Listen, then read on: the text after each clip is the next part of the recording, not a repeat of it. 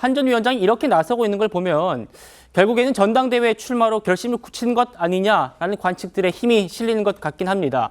최근에는 초선 의원들한테 당선 축하 문자를 보냈다고 하고요.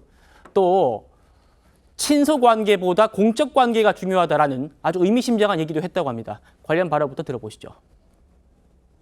저는 대통령님과 굉장히 오래된 사이입니다. 저와 그분이 신뢰관계를 오랫동안 이렇게 유지하고 있을 수 있는 이유는 서로 다른 점을 인정해주고 서로 생각이 다를 때 자기 생각을 강요하지 않았기 때문입니다. 그런데 지금은 대통령과 여당의 대표라는 굉장한 공적 지위에서 서로 할 일을 하는 겁니다. 개인적인 관계라든가 이런 문제는 여기서 낄 자리가 없습니다. 저는 공적인 임무를 수행하는 데 있어서 사적인 어떤 관계를 결부시키거나 그것에 영향받는 것을 좋아하지 않습니다. 그리고 지금까지 제가 수십여 년간 검사나 장관으로 일하면서 여러 가지 중요한 사안을 대하는 입장도 똑같았어요. 그리고 그렇게 했다고 자부합니다. 앞으로도 그럴 겁니다. 신지호 의원님. 네. 그러니까 결국에는 한동훈 전 위원장이 윤석열 대통령과의 관계를 어떻게 정리하고 나올 것인가 이게 관심일 수밖에 없는데 친소보다는 공적 관계를 중요하게 하겠다. 어떻게 좀 들리십니까? 저는 그게 정답이라고 생각합니다. 정답이다. 그리고 실제 이제 한동훈 위원장의 그 스타일을 보면요. 이제 윤 대통령하고 그 점에서는 좀 차이가 좀 많이 납니다. 윤 대통령은 이제 뭐 이른바 후배들하고 이렇게 뭐 술자리나 어울리는 거 좋아하시고 그런 자리에서 또 대화 나누는 거 좋아하고 뭐 그런 반면에 이제 한동훈 위원장은 그렇지가 않죠. 예. 그래서 그 비대위원장을 할 때도 그렇고요.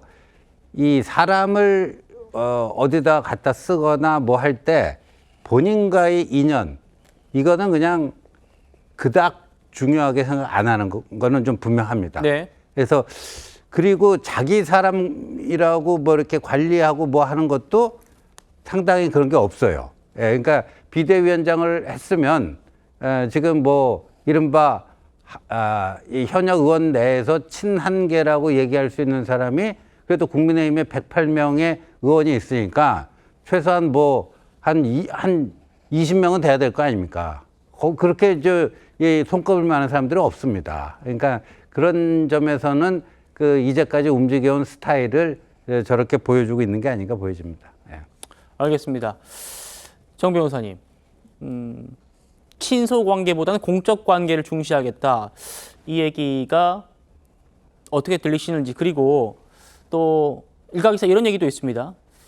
지금 이제 윤석열 대통령과 한동훈 전 위원장의 사이가 좋지 않다라는 평이 있는데 이재명 대표의 사법 리스크를 계기로 두 사람이 다시 같은 목표를 향해서 갈 수밖에 없을 것이다. 그럼 가까워질 수밖에 없다. 이런 전망도 있어요.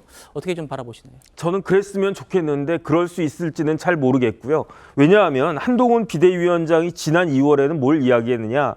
대통령과의 굉장히 가깝고 오래된 사이라고 하는 것을 강조했단 말이에요. 하지만 이번에는 그런 이야기를 하지 않고 공적인 관계를 중시하겠다. 저는 그렇게 들리거든요. 그 이야기는 뉘앙스가 지난 2월과는 조금 더 차이가 있다. 저는 그런 생각이 드는데 저는 헌법 84조 지금 계속 이야기 나오지 않습니까? 예. 헌법 84조의 취지는 뭐냐면은 중대한 범죄로 형사 재판을 받고 있는 형사 피고인이 우리나라를 대표하는 대통령이 돼서는 안 된다라고 하는 그 의지가 오히려 헌법 84조에 들어있는 것이 아닌가. 그렇다라고 하면 그런 일이 발생하는 걸 막기 위해서 대통령은 대통령대로 그다음에 여당의 대표를 하겠다라고 한 사람은 그 여당 대표는 여당 대표대로 거기에 그 중점만 해가지고 같이 힘을 합쳐가지고 그런 일이 우리나라 역사상 초유의 일이 발생하는 것을 막기 위해서 최대한 노력을 하는 것이 그게 국민에 대한 도리가 아닌가. 대통령이 중요한 게 아니고 법무부 장관이 중요한 게 아니고 여당 대표가 중요한 게 아니고 예. 저는 그렇게 국민들에 대한 도리를 다하는 것이 그게 중요한 것일 것이다라고 전 개인적으로 생각합니다. 알겠습니다. 일단 친한 리더로 꼽히는 장동혁 의원이요. 한동훈의 등판 여부에 대해서 이렇게 언급했습니다. 한번 들어보시죠.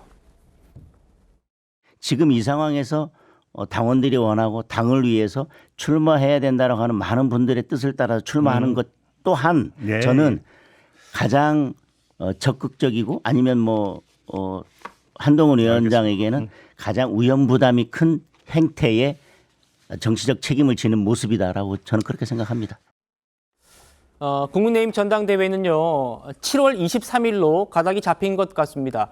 설 변호사님, 그러니까 한 6월 마지막 주 정도에 보통 후보 등록을 한다고 하면 역산했을 때 한동훈 위원장의 결심도 임박했다 이렇게 볼 수밖에 없을 것 같은데요. 그러니까 뭐 그 실무상으로 소요되는 기간이라는 것이 보통 40일 정도를 아주 빠듯하게 준비를 한다 해도 40일 정도 걸린다고 한다면 아마 다음 주 정도에는 예. 어떤 출마 결심을 공표를 해야 되지 않을까라는 네. 생각이 좀 듭니다. 근데 최근에 어떤 이러한 뭐 SNS에 글을 올린다든지 그다음에 최근에 어떤 이런 소프트한 이벤트, 연성 이벤트들을 계속 공개가 되는 것들은 뭐 저는 한동훈 위원장이 나오기로 마음을 먹었다고 저는 생각을 하고요.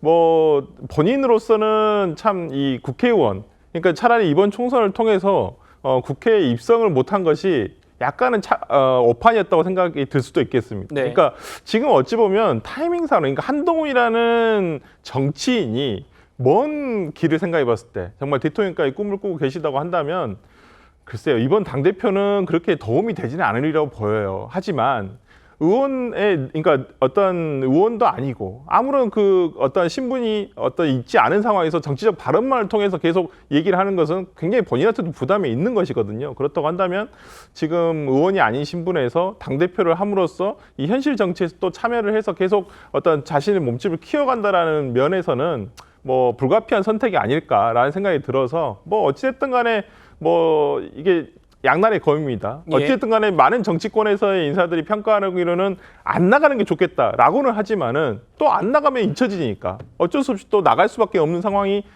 닥쳤기 때문에 저는 이제 한동훈 위원장이 나올 거라고 생각을 하고 아마 다음 주에는 또 우리가 이 뉴스를 다시 이제 예, 하지 그럴 않을까 것 같습니다. 싶습니다.